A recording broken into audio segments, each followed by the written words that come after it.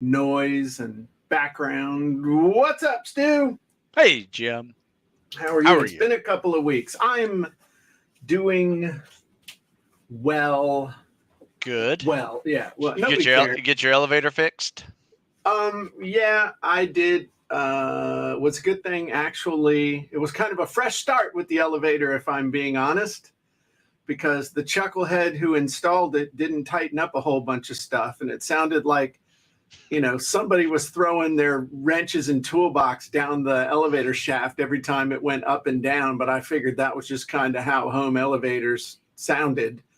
And then what are you going to compare it to, right? That is true. So we had the thing in for about a year and a half, and I was like, when I go into the doctor's office or other buildings, there's like this thing that says an elevator inspection on file in the manager's office. I wonder if I'm supposed to have some maintenance done on this thing that I trust my life to, several times a day. And so I really disliked the people that installed it. So I went and found somebody else in Richmond. And man, let me tell you, it was expensive. Oof. Yeah, but I bet. Like $300 an hour just for them to travel here. Oof. So the guy gets here and it's like hour and a half. So I'm already whatever that is, $450 in the hole. And he opens it up and he's like, you got some wear here and some other stuff. Okay, I'll let you know if I need you. So I don't know. He's here for a couple hours, but I'm sitting there watching him, and he starts turning that ratchet, like he's at NASCAR changing the spark plugs for Bubba Wallace in the pits. It's like, wait. I said, did it come loose like that just for use? He says, no, man. Somebody didn't tighten all this stuff up. So he's tightening everything up and showing me where it's wearing and other stuff. And now it sounds like amazing. Yeah. And he was like, dude, you were in for like some serious problems if you hadn't called us. Smart. And so he hands me a bill for $1,500. He says, is this check or cash or charge? And I'm like, well, my wife's not here and I'm not allowed to write checks. So, which is not true, but I told him that. I was like, so I guess it's card. So he's like, okay, I got to call the lady in the office. So I get on with her and I try and give her my American Express. And she's like, we don't take American Express and we're adding 4.5% because you're using a card. I'm like, well, okay. Do you want to talk to this guy and let him kick me a couple times too? And, but the more I thought about it, I said, if I had ever gotten stuck in that elevator, or if what would that be worth? If my wife had gotten stuck in the elevator, I'd live in that damn thing. They could throw, rocks or pour water down the wall and I'll lick it or something to survive for a couple days. But let me tell you what, if my wife got caught in that elevator, my life as I know it would be over. So I thought, you know what, $1,500 to get this thing. This is a bargain. What's your card, brother? I'm going to have you come back every year. So, the bottom line is that sometimes if you want to get something done, you gotta go somewhere else. And if you're not getting the results that you want, it's okay to go somewhere else. So hit that reset button. Exactly. That's what funny you mentioned that, Jim. Great segue, by the way, because that's what we're going to talk about. Well, there's also a great metaphor there, too, where an elevator helps you get to different levels. And if your elevator's not functioning properly, you can't take things to the next level. In fact, you might even get trapped. I mean, dude, if that wasn't ever a setup, I don't know what was. Whew, that was a softball. There you go. That was a good one. So Susan gave me the idea last week with the book that she recommended, How to Change. It's about the science behind a fresh start. I even wrote an article about it too last week. Shameless plug. Did a little more research as well. Do you want to show it? I will in a second. Okay. But let me just read this first. It's today we're going to discuss the power of a fresh start. And what is it going to take to make a move and start something new? What is it? Is it, moving towards that new job, starting that new side gig, that soon becomes your full-time job? That's a big reset button. What's the next project that's going to put you out of your comfort zone a little bit? I found those to be very powerful resets in how, it just determines your day and determines the process of how you're going to accomplish this new goal. And it can be very powerful. And like Susan was saying, the power of a significant day that starts something. It's like, let's push reset on January 1st, right? Everybody does the New Year's resolution, and I always thought they were a bunch of bogus because, 80% of New Year's resolutions don't work. But guess what? 20% do, right? So 20% is not horrible, if you're one of the 20% that continues on with this fresh start in the right way and don't give up. But birthdays are a big one, especially like the 40 year, the 50 year, the 60 year, those big round numbers tend to be big reset dates. Having a new a baby in your family, you have your first child, that's a big reset button moment. So a lot of people coordinate these resets with big events like that, but then some people just say, screw it, I'm going to reset my life and do it right now. And you can get a lot of momentum out of that fresh start is what I'm trying to say. Okay. Well, I think you're right. And I want to say hi to Kevin and Anna and Vicky and everybody else who's here. You mentioned Susan like 5 times during your opening monologue. Perhaps we could have her join us and she could give us a little summary of said book that got you so inspired. So 3, 2, 1. Hi, Susan. Hi, Jim. So can you give us kind of a upshot of the book that you read that Stu found the article that I'm sitting here as kind of a pedestrian observer, but I have some thoughts as well. But I'm about to say, you're not going to be a pedestrian observer. I am right now.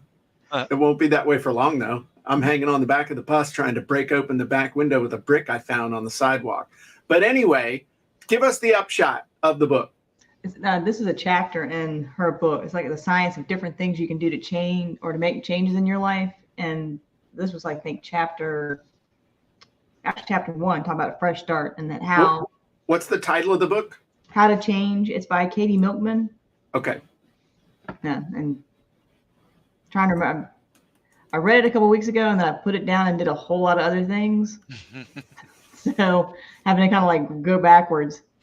But she talks about fresh start and that using specifically for MLB or for Major League Baseball players, they did a study where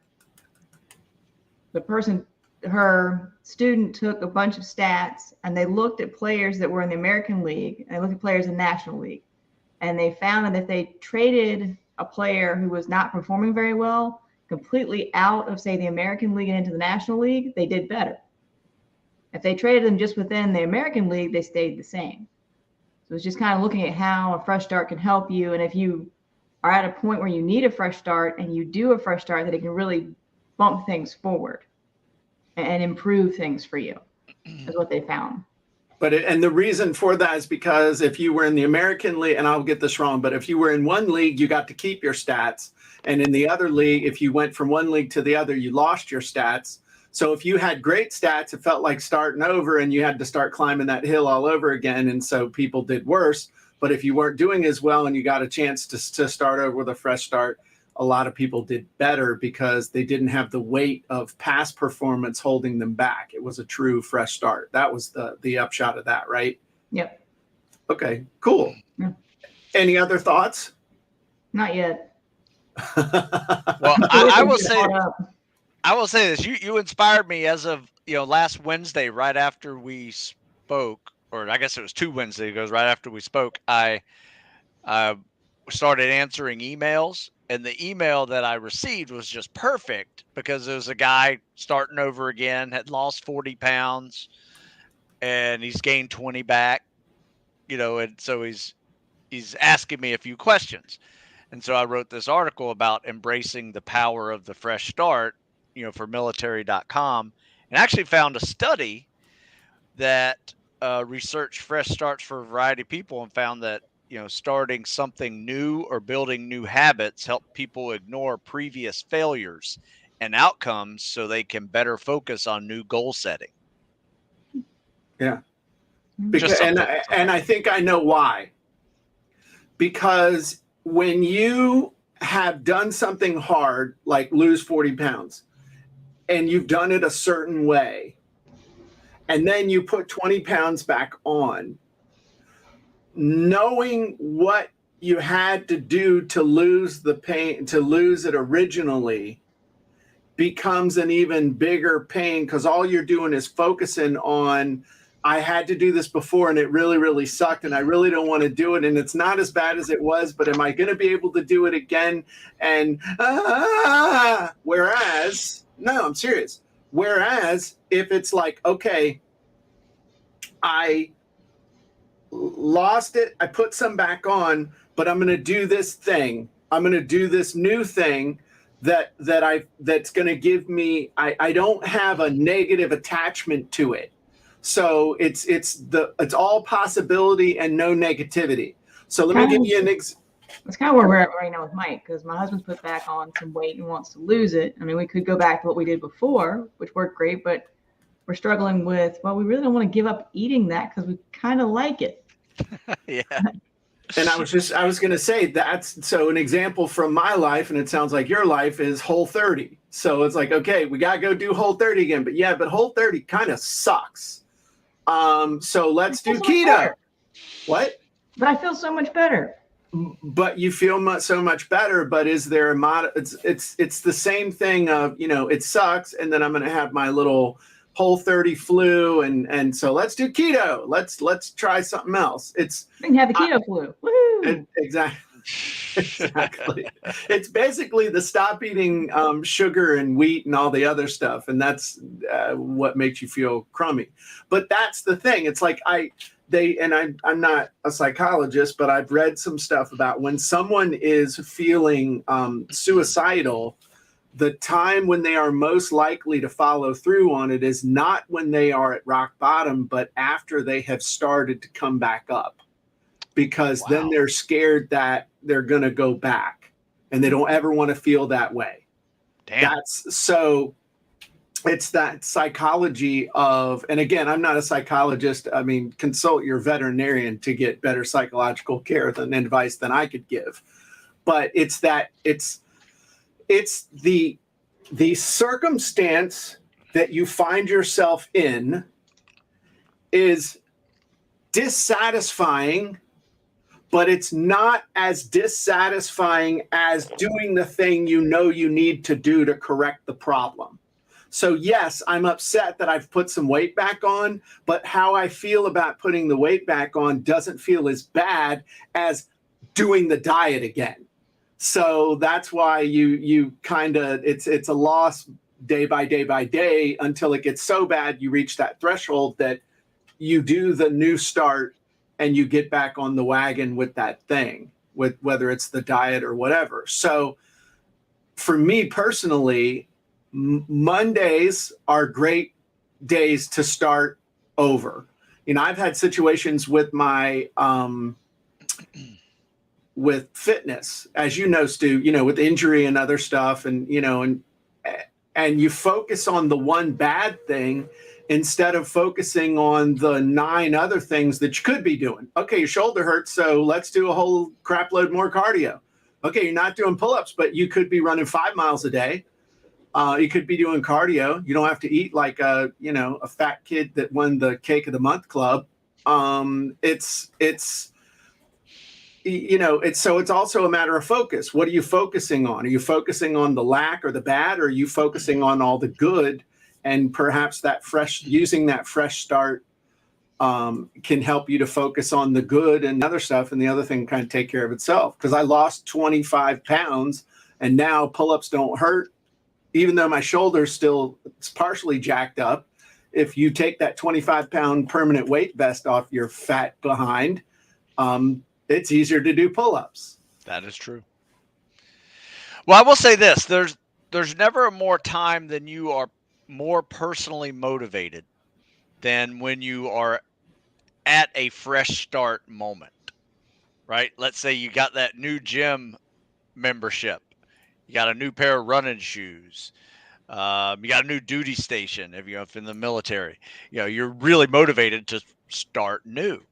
And in that time, when you are so motivated, that is when you really need to focus on your habits and build really good habits during that motivational time, because there'll be days when you are not motivated and you have to rely on the discipline of creating those habits and doing it. And that's when you see real progress in this journey. Right. And habits equal actions.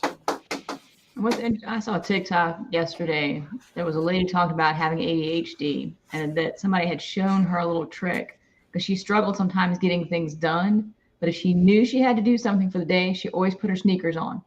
If she knew she had to do something that day, she put her sneakers on. And just that mental thing in her head of having her sneakers on caused her to go do what needed to be done. Yeah. Yeah, it's kind of like getting in that state of getting things done. Yeah. Can definitely do that. It's like little tricks, like when you were testing. You ever hear that? When you study, you take off your watch, right? Set it on the desk, and then when you take a test, you study. You take off your watch and set it on the desk. It kind of gets you in that mindset or state of learning and regurgitating information. I never heard that. I haven't heard that one. When there's a will, there's an A. Old classic book from the late 80s, early 90s. Yeah. I read C's Get Degrees. C's Get Degrees. It was a Post-it note article. But here's the big thing. Habits equal actions. That's really a habit is doing or not doing something on a regular basis. But here's the biggest thing, the biggest mistake people make when it comes to a fresh start or anything like that. The way to get the result is to take the actions that create the result. And the fresh start is around consistently creating the habits, which means taking the actions to get the result. A fresh start doesn't mean I'm going to lose 40 pounds. That's not the fresh start. Okay, start Monday, I'm going on a diet and I'm going to lose 40 pounds. That's not going to happen Monday. That's probably going to happen over 6 to 8 months. And so the thing to do with the fresh start is to build the habit of taking the actions that create the result. That's the biggest mistake that people make. Is trying to eat the whole elephant all at once. That's why they're 40 pounds overweight. So that's a key. What we're really talking about here is building habits, which means taking actions, which Susan just nailed it. Put on your sneakers. That anchored. She anchored that. That's why if you really want to create a new habit, anchor it to your email, because everybody and their brother reads email every single morning. One of the anchors that I create to make myself run faster is simply to hear the beep beep of my stopwatch on my watch. That just making that beep and knowing that I'm on the clock, creating that cue, creating that anchor, I will run at least 10 to 15% faster. Nice. So the key is to figure out the result you want, figure out the actions that are going to create that result, and build habits around those actions. And that fresh start, whether it's a day or a time or a date, what that does is it harnesses all of our innate desire to meet a deadline. We're all been trained since we were a kid that deadlines matter. You got to show up to school on time, or you are, starts with the T. Tardy, right. And tardy is tardy good or bad? No, truant means you didn't even show up. Right. All right. And is tardy good or bad? Not good. Okay. And so what time was school over? 3 o'clock? 2:30? Yeah. So that was a great deadline. All right. But we've been trained that deadlines are cues. So that's the thing with the fresh start. That gives you a deadline, a cue to build up all this mental momentum to take that action. But like for me, one of the things that I know that works really, really well, especially if I've been hurt or if I've been sick or if I've been off, if I want to start exercising again, I do one push-up. No matter what workout you send me, it all starts with one push-up, because it's like, well, crap, I'm out here, I'm dressed, I did a push-up. Okay, let me do a couple more. Let me do a couple more. Now I'm warmed up. Now I'll do my thing. Now, and then it turns into the M word, because it's about finally building momentum. And momentum gets built with a start, a fresh start that you have said, okay, this is the moment I've decided I'm going to start taking the actions to get the result. That's psychologically what's happening. Sure. Absolutely. So, love it. So anyway, we went on a big tangent on the well, not really a tangent, I guess. We went on a big spree on your inspirational thing you gave us 2 weeks ago there, Susan. So I appreciate that. I got an article sold, and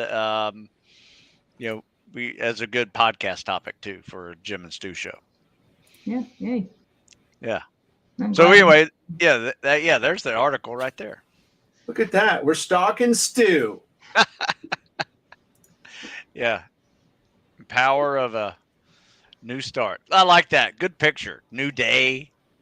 Yeah. Perfect. Love it. It's like Chris got up this morning and she's like, we haven't done legs in a while. We haven't done a ruck in a while. Let's go for a long ruck. Okay. There you go. Nice work. Thank you, sir. All right, Susan, thanks for joining us. Nice work. Yep. All right. Well, that was fun. Now I feel like a jerk because I walked with a cup of coffee this morning instead of a 30-pound backpack. Oh, well. I think you're all right. I'll survive. Well, is that it for the Jim and Stu show? Does anybody have any questions about fresh starts that we can answer? So I thought that was really good. I mean, it basically comes down to most people have an excuse for why they're not doing something. And a fresh start gives you an excuse to start doing something you know you should do. Yeah, absolutely. And if you want to build a habit, break everything down into the smallest component parts and then link the habit to something you're already doing. And I suggest figuring out email. So, for example, if you want to start writing content every day, send yourself an email the day before with an idea of what you're going to create the content around. And I guarantee you'll start getting a whole lot more done. Coolio. That's a great song. That's a great rap song, by the way. What's cool? What was Coolio's one-hit wonder for the big trivia win, Stu? I'm out. You don't know? Yeah, 90s rap wasn't my style. Why not? Just wasn't. What was the music you were into? I'm pulling it up so that I can.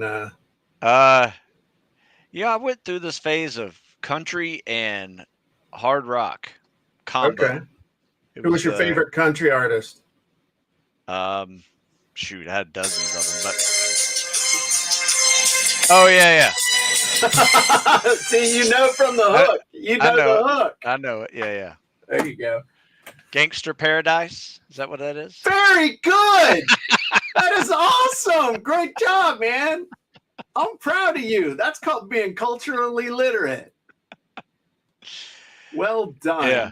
I like 90s country. 90s country was awesome. You know, Clint Black, Travis Tritt, Randy Travis, Garth Brooks. Okay. You know, you can throw in some background. I'm a big Randy Travis fan. Yeah. Hank Williams Jr. I like him. Oh, yeah. I played some of that for my buddy Dexter this weekend. And he was culturally enlightened as a result. So, yeah. There we go. Country boy can survive. There you go. So, podcast 170. All right. We're going to take a big turn on this one and actually talk about something that is not psychological and focus more on your business and using webinars. Okay. That sell. Okay, let's do it. I'm going to ask you a few questions about webinars. Well, here, let me clear my board. Woo, woo. Man, we lost everybody. We talking about the psychology and we're down. Come on now. Go tell a friend. Give us some likes. Give us some thumbs as upses. Even give us a little creepy huggy thing, even though it's not what you think it is. And let's do this. So 3, 2, 1. Hey, everybody. Jim Edwards here. Welcome back to the Sales, Copywriting, and Content Marketing Hacks podcast. This is episode 170. I'm your host, along with my trusty co-host and podcast producer, Mr. Stu Smith. Welcome, Stu. Thank you, Jim. This is episode number 170. That's pretty impressive if you think about it, Stu. I can barely count that high. Yeah, it won't be long, man. We'll be 200, rocking 200 in a few weeks. This is for somebody with the math skills. I have to take my shoes off to count to 20. Imagine what I have to do to count to 21. So, what are we talking about today, Stu? All right, let's shift gears a little bit and go into something a little more relevant to our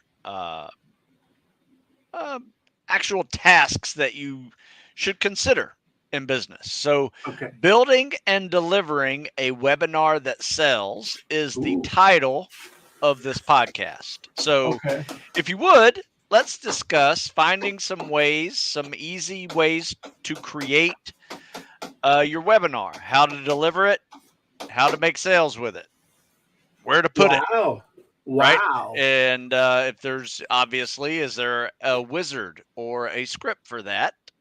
And I know the answer, but just curious, where would you recommend people to find such wizards and scripts? Such wizardly genius. So interesting. You should ask. So, wow. Well, there's a whole bunch of different ways you can create a webinar that sells, Stu. I will give you a little bit of an overview. Shall I? That's perfect. Let me stand because, well, you know, this is how I do my best thinking. So one of the things that you can do is what's called a perfect webinar. And a perfect webinar is based on what Russell Brunson created, the framework for the perfect webinar, which he distilled down from a whole work by a whole bunch of other people as well. The bottom line with the perfect webinar is that you're going to eliminate the top 3 false beliefs people have. So typically people have beliefs about their skills. They have false beliefs about knowledge, and then they have false beliefs about resources they think they need to have. So what you do is you eliminate those false beliefs, usually with stories or examples, and then you install a new belief. And then as a result of those new beliefs, you then make them a really crazy cool offer to help them accomplish the big promise of the webinar. So that is the first one. So another way that you can do this is to do what I call the first steps, next steps. So the easiest way to explain this is if you, let's say you want to sell a course about, let's say I wanted to sell a course on how to write and publish an ebook. Okay. So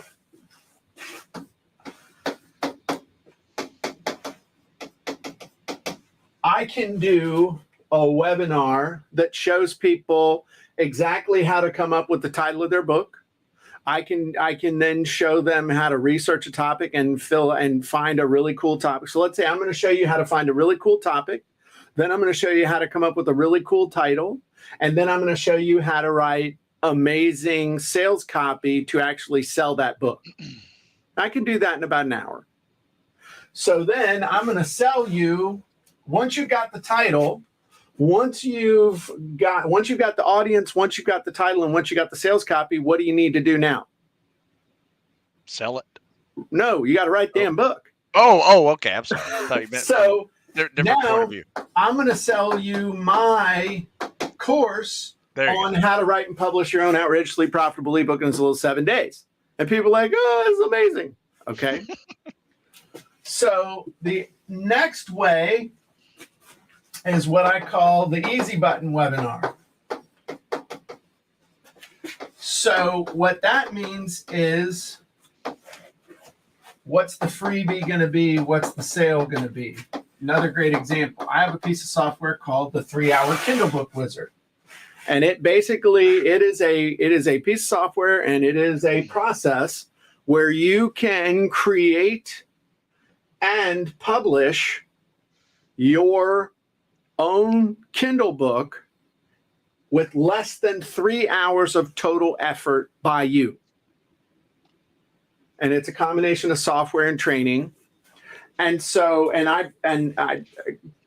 I've done it multiple times. I've demonstrated it live in real time in front of people. Okay. So in order to sell it, and I had a really great conversion rate, I taught a webinar where I taught on the webinar for free every single step you had to go through in order to create a Kindle book. Literally taught you the framework for doing it, the process. And I held nothing back, showed you all the tools, showed you everything. And then at the end, I made an offer for the software that was the easy button to do everything for you. And about 40 to 45% of the people who saw that webinar, every time anybody saw it, 40 to 45% of the people bought. Okay. So those are 3 ways to do it. Are there more? Yes. Another way to do a webinar is simply to do a really good interview. And this is something that people have gotten away from. You remember teleseminars, Stu? Sure. Yeah. What were most teleseminars? Yeah, definitely an interview with some expert. Right. They were basically expert interviews. Yeah. And this we've gotten away from, and I think that the pendulum is getting ready to swing back to that. Getting really good using interviews, especially if you're interviewing the person whose product that you're going to sell. And the cool thing about interviews is that they are a lot easier to do than a perfect webinar. They're a lot faster to do than either one of these. I mean, they're faster and easier interviews. So like I said, I think interviews, it's kind of a preview. Interviews are making a comeback. So just stay tuned for that. That makes sense, because a lot of people are building podcasts, and they're adding interviews with that. And if they're smart, they can definitely take it to a next level and turn that interview into a webinar. Well, and the problem is that most people who do podcasts don't know how that word is monetized. That's a W for an N. Most of them have no clue how to monetize their podcasts. No clue how to do an interview, and they're good at eliciting information, but they're terrible at doing an interview in a way that builds desire for whatever it is that person has to offer. Nice. So what questions did you have now that I've laid out 4 ways that you can use webinars to make money? No, I think for me, my biggest questions were some of the different options to do it. Does it have to be an hour long? Can it be a 15-minute long one? Or is there a certain time limit to them? Okay, so let me answer that with one more, which is another way to make money with webinars is simply to do a paid webinar, charge for it. I do that all the time. It's like a lot of people like, oh, to sell with webinars, you got to like do something for free and then get people to pay. Man, if it's really that good, write up a sales letter and sell people access to it, and then tell them something on the end anyway. So depending on the promise, depending on what you're doing, these right here, you want to make sure you're under 60 minutes. If at all possible, be under 60 minutes. People's brains disconnect, and that includes the pitch.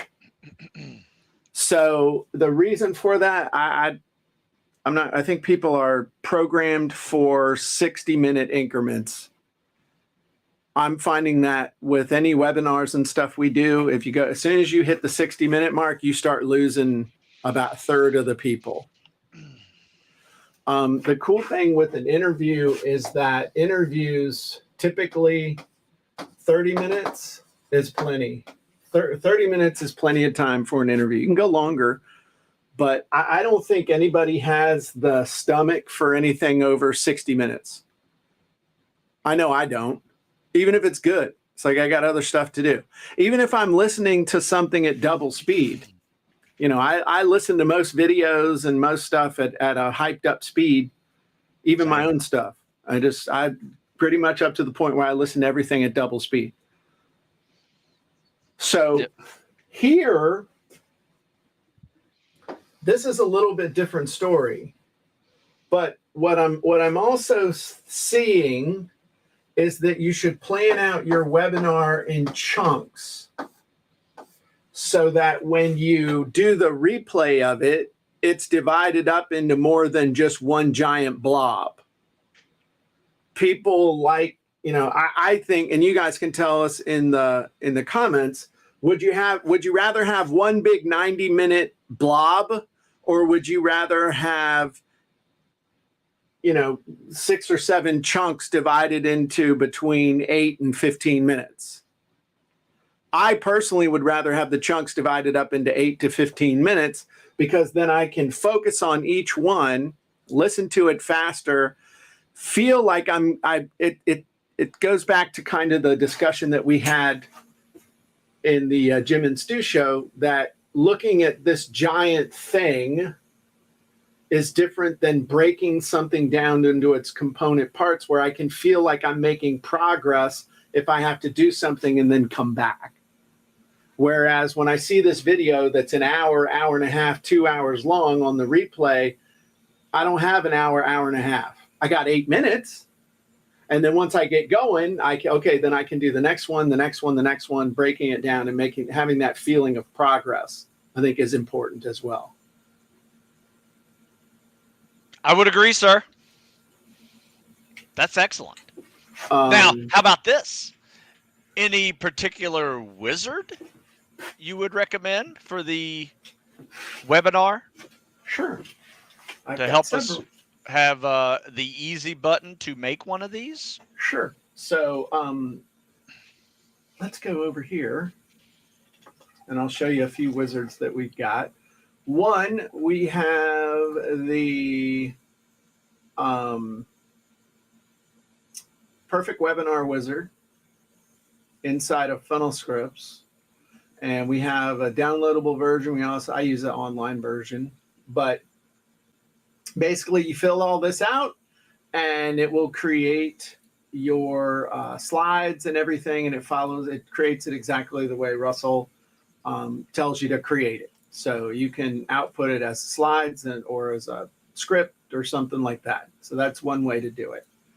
Another one, if you are doing any of these other examples, like the first step, next steps, or the easy bullet, then we actually have the framework script inside of Funnel Scripts, which makes it really easy for you to create a presentation of pretty much any size.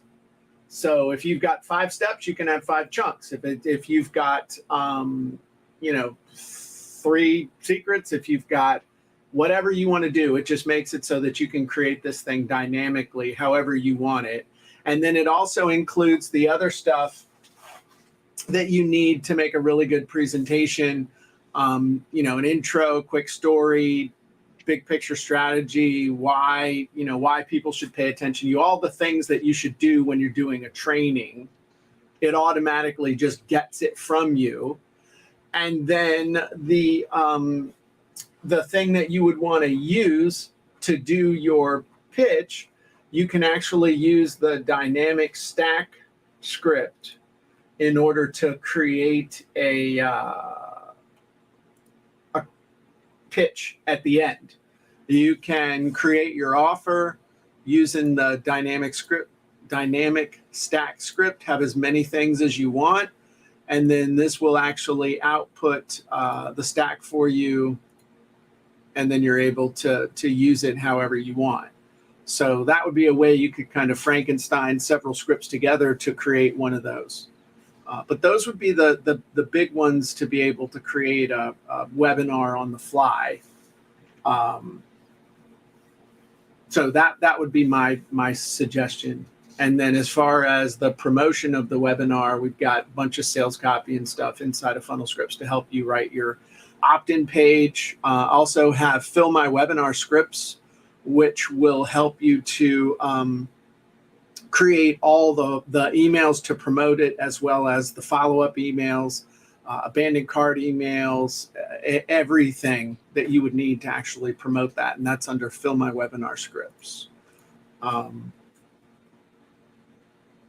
So I'm just going to show. So Fill My Webinar secrets.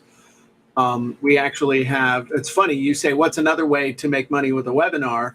Another way to make money with a webinar is no matter which of those models you use, you can create it and turn it into an evergreen webinar, which is exactly what we've done here. So if you want to see a really powerful evergreen webinar that works extremely well, you can go to fillmywebinarsecrets.com. You can also go to funnelscripts.com. Both of those have webinars that you can watch. So there you go. Nice. Want to hear how I've been doing some things lately, Jim? I would love to.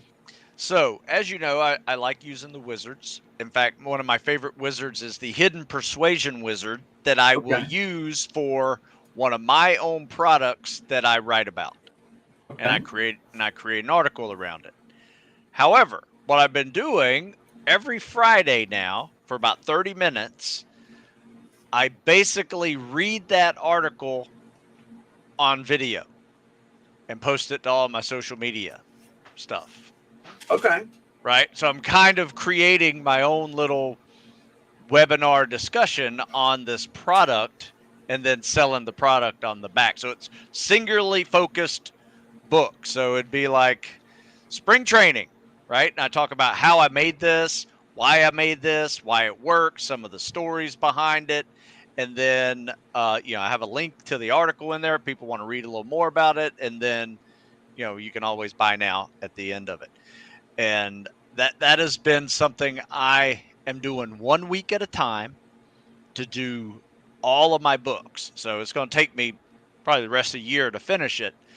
But it's been a fun little addition to my weekly video time.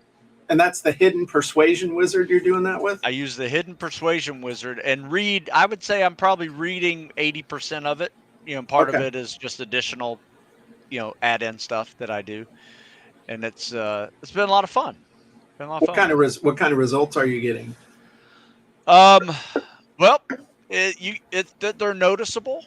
On that, especially on the day that I do it, I'm trying to make them a little more evergreen. So instead of just being up for a day on social media, it's always on YouTube. People can review it on YouTube, but I can send it out as an answer email to someone, linking a video to me talking about the book they're asking about. Okay. Just little smart ways to like quickly get the info out to them that they may not have found yet. How long typically are those videos ending up? Under 30. So 20 to 30 minutes. Oh, that long? Yeah. Yeah. Because I tend to give a little story, and it's not a live video. So I'm recording it and putting it up there. I do 2 live videos a week where I'll take questions and show my screen and give critiques on swimming or whatever. And then I'll do that third one, which is just a basic video that I post up on social media, and I link into articles and things like that. So, but that hidden persuasion thing, that in and of itself doesn't have 20 or 30 minutes, less than 30 minutes worth of content. I mean, that's like, if you read that just straight, it'd be like 4 or 5 minutes. Where's the other? Oh, it's just me rambling, Okay. talking a little bit more about, my journey or why I wrote it, some of the Okay. stories behind it that, may not have been in the hidden persuasion part of it. I got But it's just a little bit of a, this is why I wrote this book. And this So it's like it's almost like origin story and the hidden persuasion wizard, and FAQ had a dumpster baby and not sure what the lineage is, but we're having a good time and don't judge me. Yeah, pretty much. It's like that, but it's just something different to use some old content in a different way and find different people, that will listen to that content. Because I am growing my YouTube channel significantly. Okay. And just trying to, like I said, I think I told you a while back ago, I'm trying to get up to 100,000, followers on YouTube. I think I'm at like 37 right now. Okay. So I got a long way to go, but I see significant growth every week. Okay. So, yeah. That's awesome. That's really cool. Yeah. Stu's the one that uses the wizards like I didn't intend, and then they work. So great job. Great job on that. Well, thank you. Awesome. Okay. Well, anything else we need to talk about as far as webinars and stuff? No, that was really good. I got my new, you remember these things? Do you remember these memorandum notebooks? Oh yeah. That's a redneck Palm Pilot from back in the 80s and 90s. From the military, right? So anyway, that is my new webinar notes. Nice. Yeah, I got a whole bunch of these things. I found them in an old box, so I got a whole bunch of them. There you go. Keeping notes. Keeping notes when you speak, Jim. That's what I do. There's this really amazing tool called pen and paper that works wonderfully for capturing thoughts and being able to refer to them later. Yeah. In fact, I wrote an article the other day on a walk, and I had a pen and this in my pocket. Wow. And I was like, I got to write that down. That's good. So, that is good. I use Otter when I'm out. I could have gone a little more advanced, but yeah, it was fun. You were feeling old school. Yeah. All right. Well, that's what we got, everybody. Appreciate you being here for the Sales Copywriting and Content Marketing Hacks podcast. If you're not a member of our group on Facebook, you should be. Otherwise, you hate money. So go check us out, Sales Copywriting and Content Marketing Hacks Facebook group. And if you want to learn how to write amazing sales copy, head on over to copywritingsecrets.com. You can get a copy of my international bestseller. I'll give it to you. All I ask is you pay a small shipping and handling. You get a paperback copy, not a hard copy like Mr. Stu's showing up because he's special. And if you really love money and want to learn how to write amazing sales copy, make sure you take the order bump where I read the book to Stu word for word, and then we actually talk about it a whole lot more. And there's tons and tons of amazing coolness in the audiobook version that's not in the print book. And Stu, if they want to get in amazing shape, what should they do? StuSmithFitness.com is a good place to start as any. I thought you were going to say something like eat less, move more, and head on over to StuSmithFitness.com. Yeah, sorry. Didn't have it in me. Awesome. All right. Well, we will see y'all next time. Have a great